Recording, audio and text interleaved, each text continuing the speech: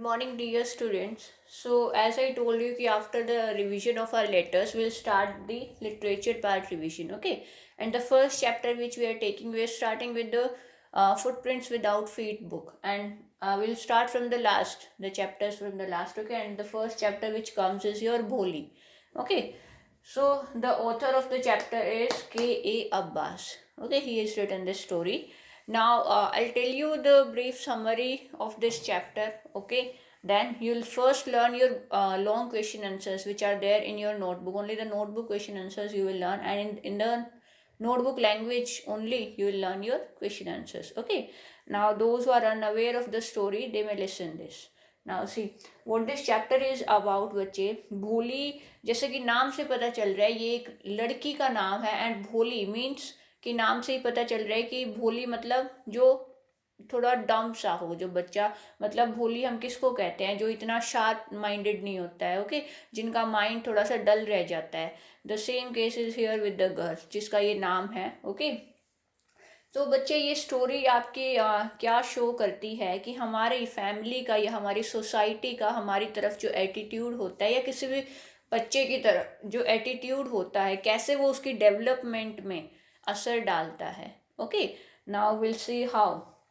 सो ये जो लड़की भोली है, when she was 10 months old. Okay, तो तब स्टार्टिंग इसका पहले क्या नाम था बच्चे इस लड़की का? इसका नाम था सुलेखा. ठीक है, इसका रियल नेम है Sulekha. And when she was 10 months old she fell down from her cot. Cot क्या होता है? पालने से गिर गई. एंड बिकॉज ऑफ डैट उसका ब्रेन का कुछ पार्ट डैमेज हो गया. एंड बिकॉज ऑफ डैट उसकी ब्रेन की डेवलपमेंट रुक गई. And that is why everybody started calling her Bholi. Okay, and when she was 2 years old उसको स्मॉल पॉक्स हो गया. And because of that she got pock marks all over her body. ठीक है, जिसकी वजह से उसकी जो सुंदरता थी वो जाती रही, क्योंकि उसकी बॉडी पर ब्लैक स्पॉट्स हो गए थे पूरी बॉडी पर. And when she was 5 years old, till 5 years old she hasn't started speaking.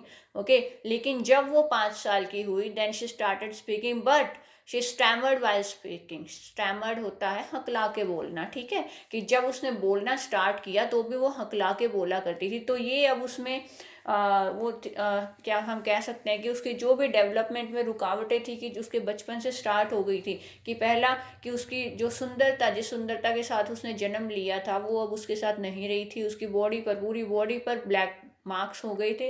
And वो बोलती ढंग से नहीं थी, बोलते टाइम भी स्टैमर करती थी, हकलाती थी. थर्ड थिंग इज वो ब्रेन से पूरी तरह से डेवलप्ड नहीं थी. उसका ब्रेन डैमेज होने की वजह से वो भोली यानी कि बुद्धू किस्म, बुद्धू टाइप सी लड़की रह गई थी. ओके, अब उनके फादर का नाम है बच्चे रामलाल, जो उस गांव में नंबरदार हैं. ओके, और एक रेवेन्यू ऑफिसर में ऑफिस में काम करते हैं. ओके, अब क्या होता है कि उनके 3 बेटे हैं और 4 बेटियां हैं. एंड भोली इज द सबसे छोटी बेटी है. ओके, यंगेस्ट डॉटर है रामलाल की. तो इनके जो बाकी बच्चे हैं रामलाल के, he is not worried about all hits except भोली.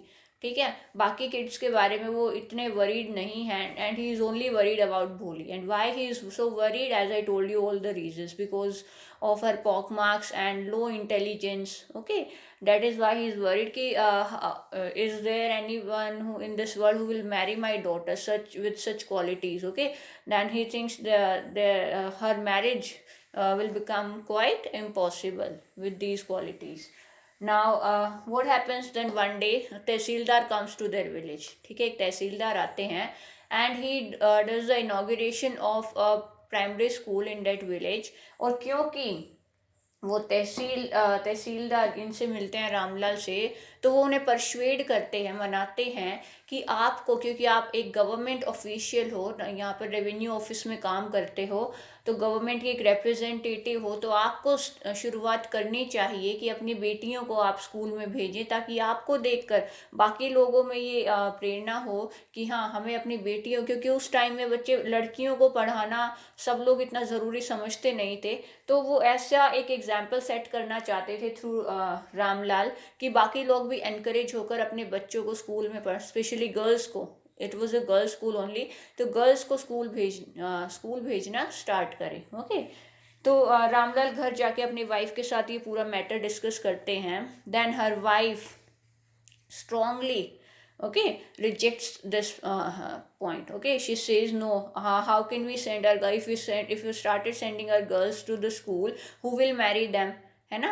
वो कहती हैं कि नहीं, वही पुरानी सोच के साथ कि अगर हमने अपनी लड़कियों को स्कूल में भेज दिया तो उनसे शादी कौन करेगा. Then she thinks of a point कि if we send Bholi to the school, ठीक है, वैसे भी there are very low chances of her getting married, है ना, उसकी शादी होने के बहुत ही कम चांसेस हैं. तो why not send Bholi to the school, है ना, कि उसमें उनके ऑफिसर का मान भी रह जाएगा कि हमने उनकी बात मान ली है, और ये वो बोली को स्कूल में भेजकर अपनी उसकी रिस्पॉन्सिबिलिटीज से भी टल सकते हैं कि पूरा दिन let the teachers take the headache of her, है ना.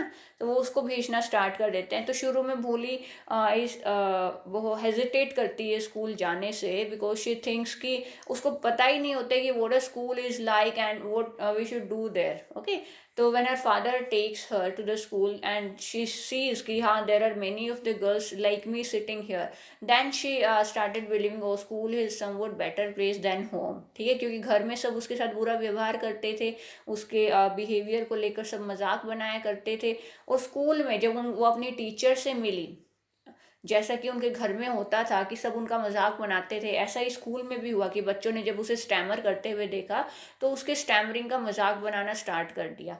लेकिन उनकी जो टीचर थी, उन्होंने बजाय उसके मजाक के सपोर्ट करने के, उन्होंने भोली को एनकरेज किया कि वो अपने इस हेजिटेंट से बाहर निकल कर आएँ, वो खुलकर बोलना सीखें, लोगों से डरे नहीं, और उन्हें एनकरेज किया कि वो सबसे ज़्यादा इस गांव में थोड़े ही टाइम में पढ़ी लिखी लड़की बन सकती हैं. तो उन्हें कुछ बुक्स देती हैं पढ़ने के लिए, और उसको ये भरोसा दिलाती हैं कि हाँ she can become the well educated girl in no time. Okay, तो ऐसे अब भोली अपनी लाइफ स्टार्ट करती है, तो उसे बहुत अच्छा लगता है, एक नई विद न्यू होप वो स्टार्ट करती है अपनी नई लाइफ को, कि हाँ उसे अपनी लाइफ का कोई मकसद दिखाई देता है, एम नज़र आता है, और ये भी नज़र आता है कि हाँ मैं भी कुछ कर सकती हूँ अपनी लाइफ में.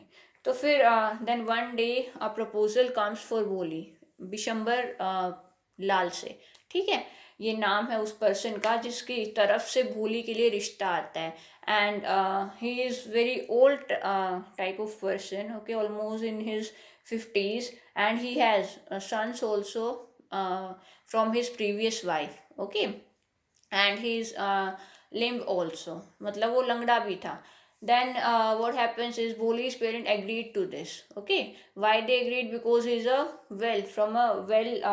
from a prosperous family. Okay, then they agree seeing his property and bank balance, and this says कि वो very from a very well family proposal has came for our daughter, है ना. वैसे भी उनको उनकी शादी के चांसेस बहुत कम लग रहे थे, तो जैसा भी रिश्ता आया भोली के लिए दे agreed to it. Okay, and Bholi also didn't refuse it, because she could not see her parents sad because of her. Okay, तो वो भी खुशी खुशी एग्री हो जाती हैं उसके लिए. देन जब शादी का दिन था, when the day of marriage came, then what happens is कैसे उनका भोली का घूंघट हटने की वजह से Bishambar Lal take a glance of her face. ठीक है, उनको एक झलक नज़र आती है भोली के चेहरे की, और साथ ही साथ उनके वो पॉक मार्क्स भी नज़र आ जाते हैं उनको. Then he started demanding a dowry of 5,000 rupees to Ramlal. Okay, Bholi के फादर से. तो भोली के फादर कहते अपनी पगड़ी उनके पैरों में रख के कहते हैं कि I can not give you that much money, you are demanding a very high amount. Then he says either you give me money or I go from here, बिना शादी किए मैं यहाँ से चला जाऊँगा. तो रामलाल उन पैसे लेकर आते हैं अंदर से और उनके पैरों में रख देते हैं. तो भोली ये सब कुछ देख रही होती है. देन जैसे ही बिशंबर उनको माला पहनाते हैं, she threw it away into the fire, जो वहाँ पर आग जल रही होती है मंडप में, उसमें फेंक देती है वो उसको. एंड देन शी सेज, बहुत ही बिना डरे हुए, बिना हेजिटेंट किए हुए बोलना स्टार्ट करती है, बिना स्टैमर किए हुए बोलना स्टार्ट करती है. And everyone present there get shock, सबको इतना सरप्राइज होता है कि how she can speak so fearlessly. Okay, then she says कि मैं इतने मीन ग्रीडी इंसान से शादी नहीं कर सकती हूँ, ठीक है, जो फर्स्ट ऑफ ऑल ये मेरे लायक था ही नहीं, but still I agreed, why, because of my parents happiness. Okay, now second here कि उन्होंने मेरे फादर की मेरे सामने इंसल्ट की, और ये मैं किसी भी कीमत पे सहन कर नहीं सकती हूँ। So Vishambar Nath now had to leave the village. ठीक है, वो गांव छोड़ के चला जाता है ना। All this scene her teacher was watching standing from there. ठीक है, ये सब कुछ उनकी टीचर देख रही थी, भोली की टीचर। एंड व्हेन भोली आस्क हर कि क्या मैंने ये सब कुछ सही किया, तो उनकी टीचर कहती है yes you did it all right. ठीक है, वो कहती हैं अब मुझे लगता है कि मैंने अपनी लाइफ में जो मास्टरपीस बनाया था वो वाकई में सही बनाया था, है ना। कि जो एक कलाकार जैसे अपनी आकृति बनाता है, तो मुझे उससे उसमें अपनी वो आकृति अपनी लाइफ का बेस्ट मास्टरपीस नज़र आ रहा था। ओके बच्चे, तो इसमें देखो क्या आपको पता चला इस चैप्टर से कि भोली की जो फैमिली का एटीट्यूड था उसकी तरफ, है ना, बजाय उसको सपोर्ट करने की या उसको इनकरेज करने की, या उसके अंदर जो हेजिटेशन थी, जो काम उसकी टीचर ने किया वो उसकी फैमिली को करना चाहिए था, but they did not do, है ना। वो हमेशा उसका मजाक उड़ाते थे जैसे बाहर वाले लोगों की तरह, और इसी की वजह से वो अपनी लाइफ में आगे बढ़ नहीं पा रही थी, लेकिन उसके टीचर की वजह से उसका बिहेवियर कम्प्लीटली चेंज हो गया। तो यही बात हम सबको समझनी चाहिए कि अगर कोई बच्चा कोई डिसेबल्ड है, ठीक है, किसी चीज़ की अगर उसमें कमी है, तो हमें बजाय उसका मजाक उड़ाने के उसे स्पेशल एनकरेजमेंट देनी चाहिए, और वही एजुकेशन जैसे नॉर्मल बच्चे जो एजुकेशन लेते हैं वही उसे प्रोवाइड करानी चाहिए। किसी भी चीज़ से हमें उसे वंचित नहीं रखना चाहिए। Okay, now based upon this I hope the chapter story of the chapter is clear. You also try to read the chapter, okay, and go through all the questions. If you find difficulty in any of the question, of if you don't understand any of the question, you may ask me, I'll explain the question here. Now today itself start learning the question answers, all the question answers of this chapter. Thank you, Vichi.